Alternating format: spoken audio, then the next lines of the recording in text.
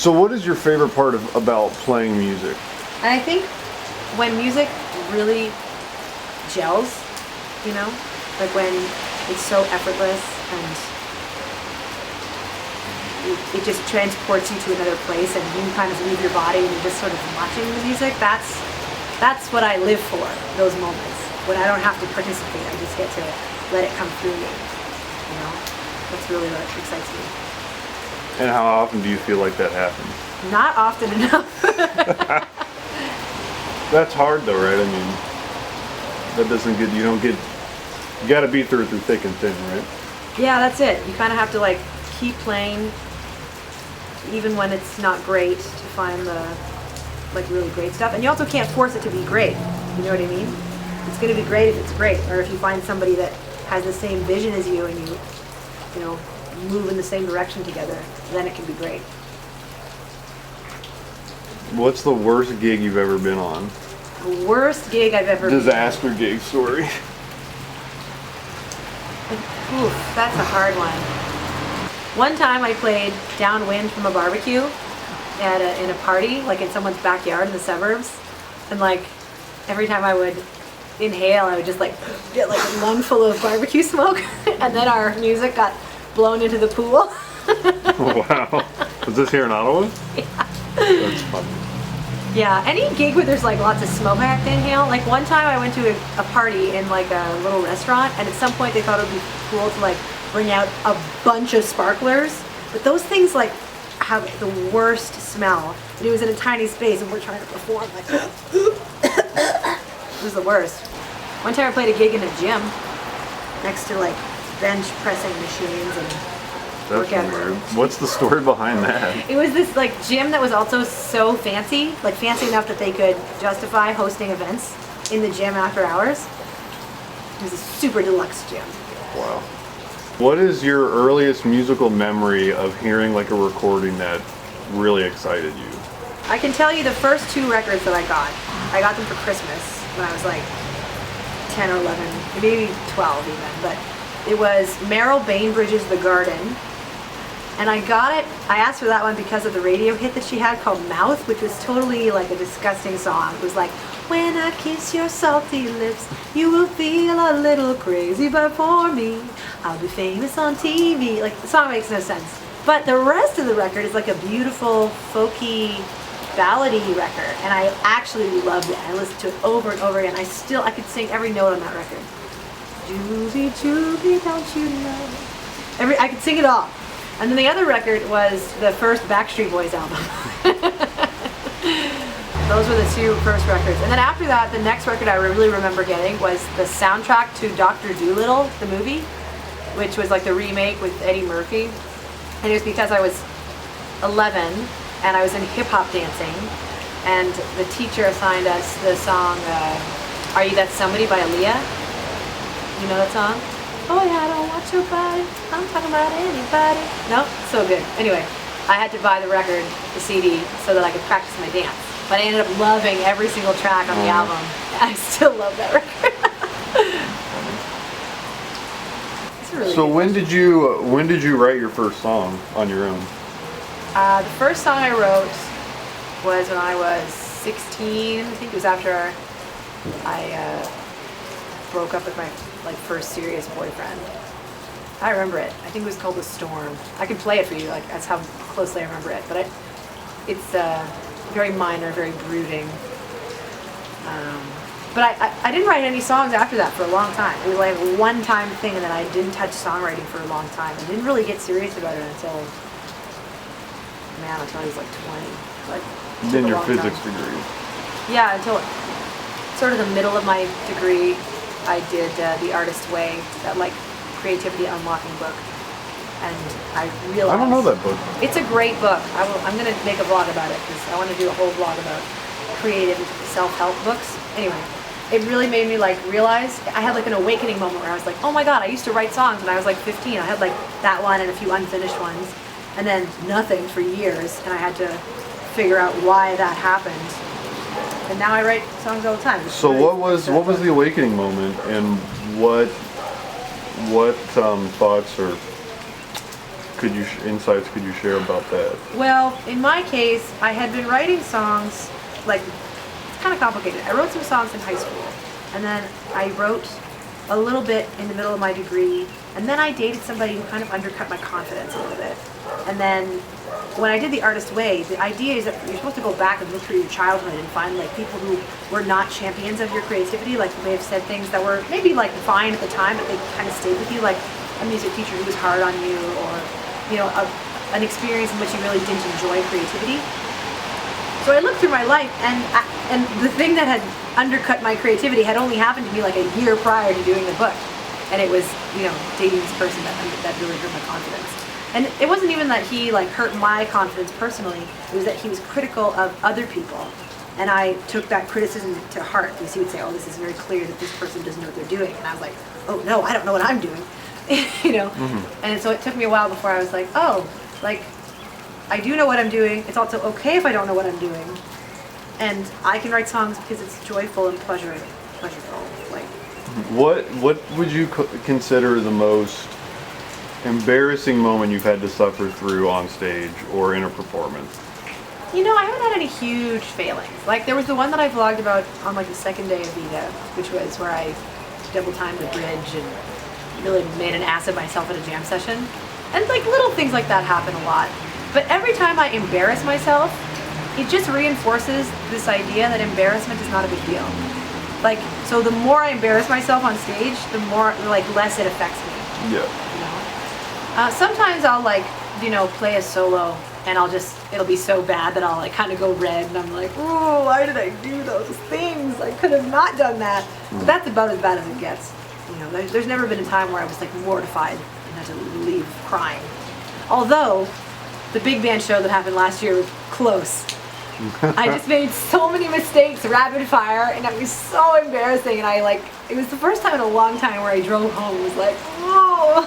Like I would think about it and get that bitter taste in my mouth of embarrassment for like days after. Now I'm fine with it. Have you ever had a moment where you've heard someone else perform and just felt like, I'm totally not cut out for this. Yes, all the time. I'm never going to be able to do this. And then how do you get past that, or how do you kind of compartmentalize those kind of feelings? Well, I have had that a lot, especially when I was younger. Every time I would see a singer who was great, I would feel like some kind of shame, jealousy combination, like just a deadly Which is tough, right? Because then it takes away from the performance too. Because you're supposed to go and enjoy this great thing, and then it becomes about you when it really wasn't. Exactly. But anyway. No, but that's true. And as my confidence grew, those feelings diminished over time. And now I work actively to fight that, right? Because it's especially easy for people who are not men to compete with each other because there's so little space for us in jazz. We think, oh no, if she's good or if they're good, then like there's no room for me, you know what I mean? But now when I see somebody great, my reaction is like, I want to be her best friend.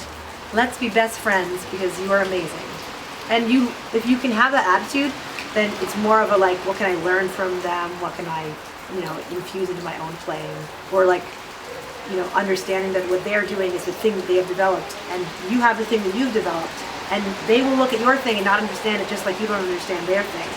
It's kind of about just perspective. It's really helped me out a lot. Mm-hmm. What would you say is, if you could name maybe one thing that in 5 years you would really like to have absorbed in your musical personality or have really understood at a deeper level, what would that you really feel like you don't understand right now? Or even anything, it doesn't have to be a technical thing, just a performance thing, any sort of thing, what would you say? There's lots of things. I have a huge long list. There's like, I want to be a much stronger pianist. I want to be able to hear changes a lot better than I do. Like I can hear certain things pretty well now, but there's so much. Now I'm starting to really understand what I don't know, and I want to be able to hear it a lot better. I want to be way better at arranging. I want to learn how to arrange for large groups, like consistently, like we learned it in school, but I want to like develop a voice on that. I really want to find something about my performance that sets me apart from other singers. I think that's the thing that in 5 years, if I haven't done it by then, I won't be happy.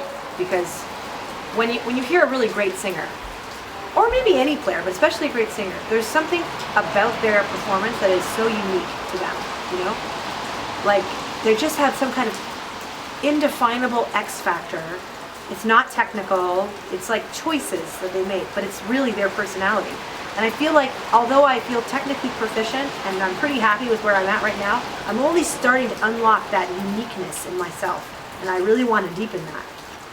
Well, yeah, that reminds me of like this Pablo Picasso quote where he was talking about individuality, and he says, you know, as an artist, I don't think about drawing the circle as an individual. I just think of trying to make the circle perfect, and then whatever imperfections are there naturally will be what individuates it from other people. Nice. But I think that's kind of interesting, though, because, you know, you can't always trust what Picasso said, being the person he was, for one. So there is that aspect, you know. But it's also tough because, you know, those aren't conscious decisions, right? Like, you can't reinvent the language of jazz or the technical aspects of music that... No, you can't. You know, so you have to really work within these limitations and figure out, you know, kind of the choices you're going to make, right? Kind of as you were saying. Yeah, no, it's absolutely right. And that's what frustrates me is, you know, when I applied to the Monk competition last year, I didn't get in, but my score was 20 out of 30. And that put me on the edge of good and great. And I didn't feel offended by that score because it's legitimately how I view myself. At the time and currently. You know, their comments were like, you know, really technical stuff, work on your improvising, but also work on your phrasing to make it more unique. And I really see myself as someone who can do the job and get it done well, but is not adding something special enough yet. I know that's stupid. Maybe that's stupid. If you had to name 3 vocalists and then identify the one thing that you think individuates them from the lineage of vocalists in jazz, who would you name? Cecil McLaurin-Salvin, for sure. She has such a special thing going on. It's like she uses all these different colors, and she's like funny but also serious, and you know, she has this timbre that is very different from other people, and she uses all these like growls, and it's, you know, she's got such a large palette, but she's chosen, you know, her colors very carefully, and she uses them over and over again to develop a language. And like, wow, I mean, she does it better than anybody I know. It's just amazing. 3 vocalists? 2 more. 2 more to go. I think Norma Winstone is also one of those singers who, you know, doesn't really sound like trad singers, but she sings trad jazz, and it's so Norma Winstone. You know what I mean? You could pick that out of a lineup anywhere. And then I guess, Nancy King is probably who I would go with third. She's got a voice like totally bizarre. Nobody has a voice like that. It's like deep and growly, and her improvising is identifiable right away. You know it's her, like the patterns that she makes, the choices she makes, and the fact that she improvises on every single tune effortlessly. It's like so Nancy King. So those are the 3 definitely for me that I look up to a lot. What's your favorite restaurant in Montreal? Oh man, I don't go out that much. Because you can't eat anything but that. It's like bread and butter, basically. Honestly, I think it's Café Depinau. I love going there. I love playing there. I love all the food on the menu. I hear their food's really The happening. food is great. They have a secret balcony in the back, which looks like a treehouse. They have music all the time. It just, I always want to be there. That's a nice place. And where do you think the best latte is in Montreal? Oh, now we're getting into some shit. This will divide people. Yeah. Certainly. Best latte. I think it's Piccolo. Really? I really don't think, I think Piccolo is quite good. I think Resonance is a better That latte. was what I was trying to decide between Resonance and Piccolo, but Cafe and Gamble is also quite good. What books have you read within the same day of picking it up? Or have you ever had a book that you've read within... like in its entirety? Yeah. I mean, obviously you couldn't have read, you know, War and Peace in one day, No. But Fledgling, pretty close. I got Fledgling and read it like in a second. This was by Octavia Butler. It was the last book she wrote before she died. Clearly about to be a series. Like, beautiful character development. I mean, it's good on its own, but like, so sad that it's not. there aren't more books after that. It totally reinvents the vampire genre, which I know seems childish, but it infuses it with like issues of race and issues of pedophilia and all these interesting, weird, dark things, and it's like very, very cool. Also, another one I read like cover to cover when I first got it was Doomsday Book by Connie Willis. By Connie Willis. Yeah, you're a big Connie Willis fan. I'm not even. I've read other books by Connie Willis. I'm not like crazy about them, but Doomsday Book, I love, and I want to read it again.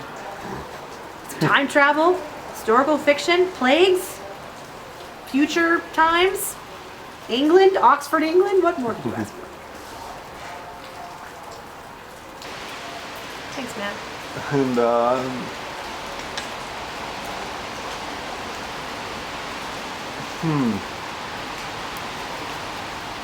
kind of ran out of questions. You're doing great. That can be it if you want.